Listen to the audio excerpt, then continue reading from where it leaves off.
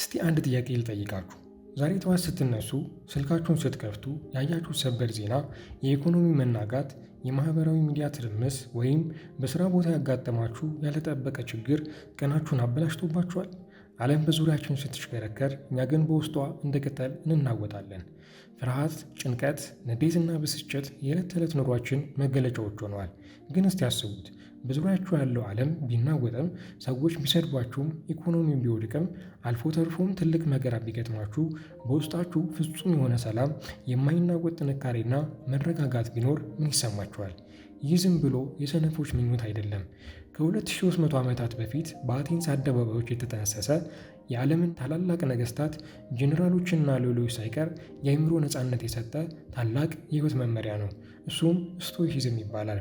በዚህ ቪዲዮ የጥንታዊ ፍልስፍና ዛሬ በ2026 ዓመታችን ባለው እጅግ የተወሳሰበ የዲጂታል ዘመን ኑሯችን ውስጥ እንዴት እንደ ትልቅ የነፍስ መድኃኒት ሊያገለግለን እንደሚችል በጥልቀት እናያለን። ከታሪክ ማህደር እስከ ሳይንሳዊ እውነታዎች፣ ከታላላቅ የሀሳብ ጦርነቶች እስከ ዕለታዊ ኑሮ ስልታችን ድረስ እንጓዛለን።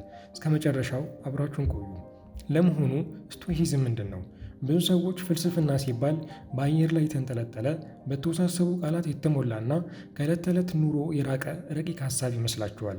ስቶይሲዝም ባጭሩ ዓለምን ባለችበት እንደ ሁኔታዋ መቀበልና በራሳችን አእምሮ ላይ ብቻ ሙሉ ቁጥጥር እንዳለን ማስተዋልና መተግበር ማለት ነው። ይህ ፍልስፍና የሚነግረን እኛን የሚያስጨንቁንና የሚያናድዱን በዙሪያችን የሚከሰቱ ክስተቶች ሳይሆኑ እኛ ለእነዚያ ክስተቶች የምንሰጠው ምላሽና ትርጉም ነው ይለናል። ለምሳሌ ከባድ ዝናብ ቢዘንብና ፕሮግራማችሁ ቢስተጓጎል ዝናቡ በራሱ ክፉ አይደለም። ዝናቡ ተፈጥሯዊ ክስተት ነው። ነገር ግን እናንተ ቀኔ ተበላሸ ብላችሁ ስታስቡ ጭንቀቱ የሚመነጨው ከእናንተ ነው ማለት ነው። የስቶይሲዝም ዋና ግብ አታራክሲያ ወይም የማይናወጥ የውስጥ ሰላም ላይ መድረስ ነው። ይህ ማለት ስሜት አልባ መሆን ማለት ሳይሆን ይልቁንም ከባድ የሆኑ ስሜቶችን እንደ ከባድ ንዴት፣ ቅናትና ፍርሃትን በምክንያታዊነትና በእውቀት መግራት ማለት ነው። ሳይንሳዊ በሆነ መንገድ ስናየው የዛሬው ዘመን ኮግኒቲቭ ቢሄቪየራል ቴራፒ የተባለውና በስነ ልቦና ሕክምና ዓለም እጅግ ስኬታማው የጭንቀት ማስታገሻ ዘዴ በቀጥታ የተቀዳው ከዚህ ከስቶይሲዝም ፍልስፍና ነው።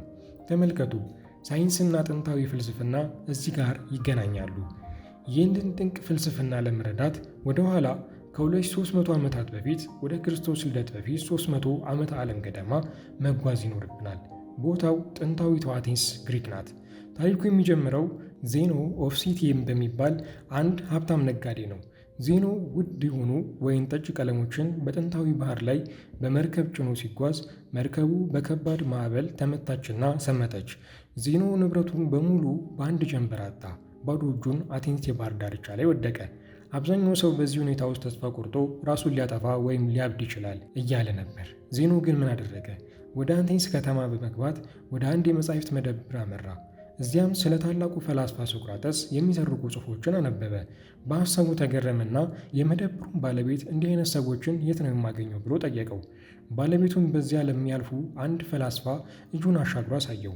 ዜኖ ከዚያ ቀን ጀምሮ ከተለያዩ ፈላስፋዎች ተማረ። ከዓመታት በኋላም የራሱን ፍልስፍና ማስተማር ጀመረ። ነገር ግን እንደ ሌሎቹ ፈላስፋዎች የግል አካዳሚ አልነበረውም። የሚያስተምረው በተሳሉ ስዕሎች የተጌጠ የሕዝብ መመላለሻ በረንዳ ላይ ነበር።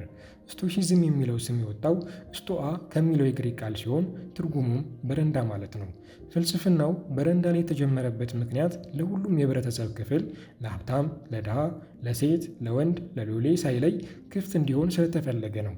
በኋላ ላይ ይህ ፍልስፍና ከግሪክ ተሻግሮ ወደ ሮማ ኢምፓየር ተስፋፋ። በሮማ ዘመን ፍልስፍናው በሦስት ታላላቅ ሰዎች እጅ ላይ ደረሰ።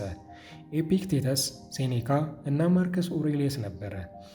ኤፒክቴተስ አካለ ስንኩል የነበረ የቀድሞ የሮማውያን ባሪያ፣ ሴኔካ እጅግ ሀብታም የነበረ ጸሐፊና የንጉሠ ነገሥት ኔሮ አማካሪ ሲሆን ማርከስ ኦሬሊየስ ደግሞ የዓለምን ግማሽ አስተዳደር የነበረው የሮም ታላቅ ንጉሠ ነገሥት ነበር። እስቲ ያስቡት፣ አንድ ባሪያና የዓለም ንጉሥ በአንድ ፍልስፍና ተመርተው እኩል የአእምሮ ሰላም ሲያገኙ። ይህ ነው የስቶይሲዝም ተአምር። ስቶይሲዝም በምን ላይ ይቆማል? ፍልስፍናው 4 ዋና ዋና ቨርቹስና 3 መሰረታዊ የልምድ ሕጎች አሉት። እነዚህን ካወቃችሁ የስቶይሲዝምን ግማሽ መንገድ ተጓዛችሁ ማለት ነው። የመጀመሪያ 4ቱን ዋና ዋና ቨርቹ እንመልከት። ጥበብ ወይም ዊዝደም፣ መልካሙን ከክፉ እንዲሁም እኛ ልንቀይረው የምንችለውን ነገር ልንቀይረው ከማንችለው ነገር የመለየት ችሎታ፣ አስተዋይነት ወይም ልክን ማወቅ፣ ቴምፐርነስ ኦር ሞዴሬሽን፣ በሁሉም የህይወት ዘርፍ ሚዛንን መጠበቅ፣ በምኞትና በራስ ወዳድነት አለመገዛት፣ ፍትህ ወይም ጀስቲስ፣ ለሌሎች ሰዎች በቅንነት በታማኝነትና ለህብረተሰብ ጥቅም በሚመጅ መልኩ መኖር፣ ጽናት ወይም ከሬጅ፣ አስቸጋሪ ሁኔታዎች መከራዎችና ፈተናዎች ሲገጥሙ ፊት ለፊት መጋፈጥ። ከእነዚህ ቨርቹስ በተጨማሪ ዕለታዊ አስተሳሰባችንን የሚቀይር አንድ ታላቅ ሕግ አለ። እሱም ዘ ዳይኮቶሚ ኦፍ ኮንትሮል ይባላል። ኤፒክቴተስ ሲናገር በሕይወት ውስጥ ነገሮች በሁለት ይከፈላሉ፣ በእኛ ቁጥጥር ስር ያሉና በእኛ ቁጥጥር ስር ያልሆኑ ይላል።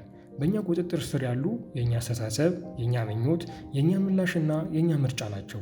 በእኛ ቁጥጥር ስር ያልሆኑ ደግሞ የሌሎች ሰዎች አስተሳሰብ፣ የአየር ንብረት፣ የሀገር ኢኮኖሚ፣ ሞት፣ ያለፈው ታሪካችንና የወደፊት ዕድላችን ናቸው። ስቶይሲዝም የሚለን በእኛ ቁጥጥር ስር በሌሉ ነገሮች ላይ ጉልበታችንን፣ ጊዜያችንና ስሜታችንን ማባከን የለብንም ነው። ይልቁንም 100% ትኩረታችንን ልንቆጣጠረው በምንችለው በራሳችን ውስጣዊ ማንነት ላይ ብቻ እናድርግ ይለናል። እዚህ ጋር ግን በጣም ጥንቃቄ ማድረግ አለብን። ዛሬ ባለንበት ማህበረሰብ ውስጥ ስቶይክ የሚለው ቃል በብዛት የተሳሳተ ትርጉም እየተሰጠው ይገኛል። በብዙ መዝገበ ቃላት ላይ ስቶይክ ማለት ምንም ስሜት የሌለው በደስታም ሆነ በሐዘን የማይነካ ስሜት አልባ ሰው ተብሎ ይተረጎማል። ይህ ፍጹም ስህተት ነው። ስቶይሲዝም ስሜትን ማፈን አይደለም። ስሜትን ማፈን ወደ ስነ አእምሮ ህመምና ወደ ውስጣዊ መመረዝ ይመራል። ስቶይኮች ስሜት የሌላቸው ሮቦቶች አልነበሩም። ማርከስ ኦሬሊየስ በግል ማስታወሻው ላይ ስለ ልጆቹ ሕልፈት በጥልቅ ማዘኑና ማልቀሱን ጽፏል። ሴኔካ ስለ ጓደኞቹ ፍቅርና ናፍቆት በሰፊው ተናግሯል። ታዲያ ልዩነቱ ምንድን ነው? ልዩነቶቹ ስቶይኮች ስሜት አይሰማቸውም ሳይሆን በስሜታቸው አይመሩም ማለት ነው። ንዴት ሲመጣባቸው ንዴቱ በላያቸው ላይ ሰልጥኖ ሌላ ጥፋት እንዲያጠፉ አይፈቅዱለትም።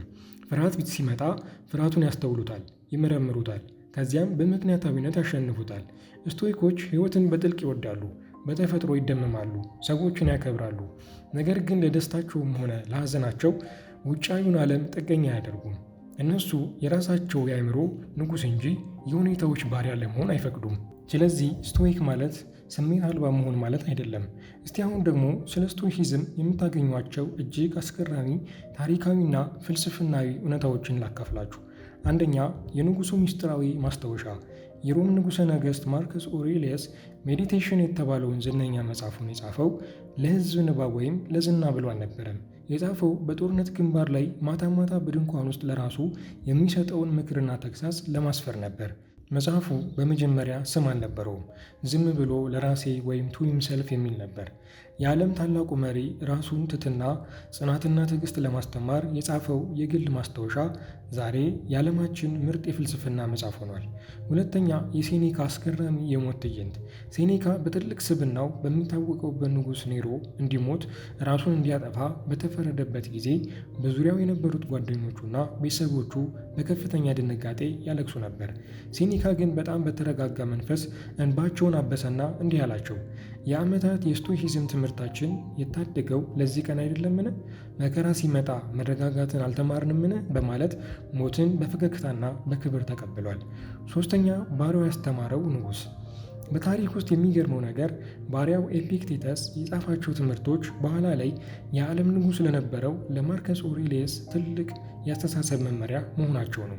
ስቶይሲዝም በማህበራዊ መደብ የማይከፋፈል ሰብአዊነትን ብቻ የሚያይ ፍልስፍና ለመሆኑ ከዚህ በላይ ማረጋገጫ የለም። እንግዲህ ይህ የ2300 ዓመት ጥንታዊ ፍልስፍና ዛሬ በ2026 ዓመታችን ካለው የኑሮ ዘይቤ ጋር እንዴት ይነጻጸራል? የዛሬውን የሰው ልጅ የኑሮ ዘይቤ የተመሰረተው ሄዶኒዝም ወይም ደስታንና ምቾትን ብቻ ማሳደድ በሚለው መርህ ላይ ነው። ማህበራዊ ሚዲያዎቻችን ማስታወቂያዎች በሙሉ የሚነግሩን ይህን ዕቃ ግዛና ደስተኛ ሁን፣ ይህን መኪና ስትነዳ ክብር ታገኛለህ፣ ሰዎች በማህበራዊ ሚዲያ ላይ ላይክ ሲያደርጉ ዋጋ ታገኛለህ እያሉ ነው። ሕይወታችን በውጫዊ ማነቃቂያዎች የተሞላ ነው። ስቶይሲዝም ግን የዚህ ፍጹም ተቃራኒ ነው። ዛሬ የምንኖርበት ዓለም ለጭንቀታችን ሁሉ ምንጭ የሆነውን የዶፓሚን ሱስ እየመገበን ነው። ስልካችንን በየደቂቃው እንከፍታለን። የሰዎችን አድናቆት እንፈልጋለን። በቁሳቁስ ክምችት ውስጣዊ ባዶነታችንን ለመሙላት እንሞክራለን። ነገር ግን ብዙ በገዛን ቁጥር፣ ብዙ ዝና ባገኘን ቁጥር ፍርሃታችን ይጨምራል። ብታጣስ፣ ሰዎች ቢጠሉኝስ፣ ብታመምስ የሚለው ስጋት ሰላም ይነሳናል። የዛሬው ዘመን ሰው በአካል በምቾት ውስጥ ይኖራል፣ በአይምሮ ግን ነፃ አይደለም። ስቶይሲዝም የሚያስተምረን ግን እውነተኛ ደስታ የሚገኘው ከውጭ ወደ ውስጥ ሳይሆን ከውስጥ ወደ ውጭ መሆኑን ነው። ቁሳቁስና ዝና ቋሚ አይደሉም። ዛሬ ኖረው ነገ ሊጠፉ ይችላሉ። ስለዚህ ሕይወትን በውጫዊ ነገሮች ላይ መገንባት አሸዋ ላይ ቤት የመስራት ያህል አደገኛ እንደሆነ ያሳየናል። እስቲ አንድ አስገራሚ ሀሳብ እናምጣ። ማርከስ ኦሬሊየስ፣ ሴኔካ እና ኤፒክቴተስ ዛሬ በ2026 ዓ.ም ተነስተው ወደ እኛ ከተማ ቢመጡ የእኛን የዕለት ተዕለት ኑሮ አይተው ምን ይሉ ነበር? በመጀመሪያ በቴክኖሎጂያችንና በሳይንሳዊ እድገታችን ይደነቃሉ። ነገር ግን ሰዎችን በጥልቀት ሲመለከቱ በከፍተኛ ሐዘን ራሳቸውን ይነቀንቁ ነበር። ኤፒክቴተስ ስልካችን ላይ ላይክ እና ቪው ለማግኘት ስንባክን ወይም አንድ ሰው በማህበራዊ ሚዲያ ላይ ስላናደደን ብቻ ቀናችን ሙሉ በሙሉ ሲበላሽ ቢያይ ወደ እኛ ጠጋ ብሎ እንዲህ ይለን ነበር። እናንተ የአእምሯችሁን ቁልፍ በነፃ ለሰው ሁሉ የምትሰጡ ምስኪኖች ናችሁ። አንድ ሰው አካላችሁን በካቴና ቢያስረው ትቆጡታላችሁ። ነገር ግን የማታውቁት ሰው በጻፈው አስተያየት አእምሯችሁን በካቴና እንዲያስረው ትፈቅዳላችሁ። ይህ የባርነቶች ሁሉ ባርነት ነው። ሴኔካ ደግሞ በየቀኑ አዳዲስ ዕቃዎችን ለመግዛት የምናደርገውን እሽቅድድምና በዕዳ ተዘፍቀን የምኖርበትን ሁኔታ አይቶ እንዲህ ይለን ነበር። ሀብታም ማለት ብዙ ያለው ሰው አይደለም፣ ይልቁንም ጥቂት የሚመኝ ሰው ነው። እናንተ በቁሳቁስ ተከባችኋል፣ ነገር ግን የፍላጎታችሁ ባሪያዎች ስለሆናችሁ ፍጹም ድሃ ናችሁ። ንጉሡ ማርከስ ኦሬሊየስ ደግሞ በየቀኑ በፖለቲካ በዜናና በሌሎች ሰዎች ወሬ ስንጨነቅ ቢያይ ወደ ማስታወሻው ዘወር ብሎ እንዲህ ይጽፍ ነበር። ዛሬም ቢሆን የሰው ልጅ አልተቀየረም። አሁንም የራሳቸውን ነፍስ መግራት አቅቷቸው ዓለምን ለመቆጣጠር ይሮጣሉ። በዙሪያችሁ ስላለው ትርምስ ማሰብ አቁሙ፣ በውስጣችሁ ያለውን መንግሥት አስተካክሉ ይለን ነበር። የተከበራችሁ የቻናላችን ቤተሰቦች፣ ስቶይሲዝም ማለት ሕይወት የምትወረውርብንን ፍላጻዎች በደረት መጋፈጥ ሳይሆን በፍላጻዎቹ የማይበገር የውስጥ ግንብ ወይም ኢነር ፎርትረስ መገንባት ማለት ነው። ያስታውሱ፣ ዓለምን መቀየር አንችልም። ሰዎች እንዲወዱ ማስገደድ አንችልም። ኢኮኖሚውን ብቻችንን መቆጣጠር አንችልም። ነገር ግን በራሳችን አእምሮ ላይ ሙሉ ስልጣን አለን። ዛሬውኑ ምርጫችሁን አድርጉ። የሁኔታዎች ተገዢ መሆን ማቆም ትችላላችሁ። በሚቀጥለው ጊዜ አንድ ሰው ሲዘልፋችሁ ወይም ያልተጠበቀ ችግር ሲገጥማችሁ ማስተዋል ያለባችሁ ሁሉም ነገር በእኛ ቁጥጥር ስር እንዳልሆነና የእኛ ምላሽ ግን በእኛ ቁጥጥር ስር እንደሆነ ነው። ስለ ስቶይሲዝም ፍልስፍና የነበረን ቆይታ ይህንን ይመስል ነበር። ይህ ቪዲዮ ከተመቻችሁ እና ሕይወታችሁ ላይ አዲስ እይታ ከጨመረላችሁ ለሌሎች እንዲደርስ ላይክ ማድረጎን አይርሱ። ወደፊትም እንደዚሁ ታሪክን፣ ሳይንስና ፍልስፍናን የቀላቀሉ ድንቅ ቪዲዮዎች እንዲደርሷችሁ ቻናሉን ሰብስክራይብ በማድረግ የእውቀት ቤተሰብን ይመስርቱ። በሚቀጥለው ቪዲዮ እስከምንገናኝ ድረስ በተፈጥሮ ላይ መገረምን ይቀጥሉ። ሰላም ሰንብቱ።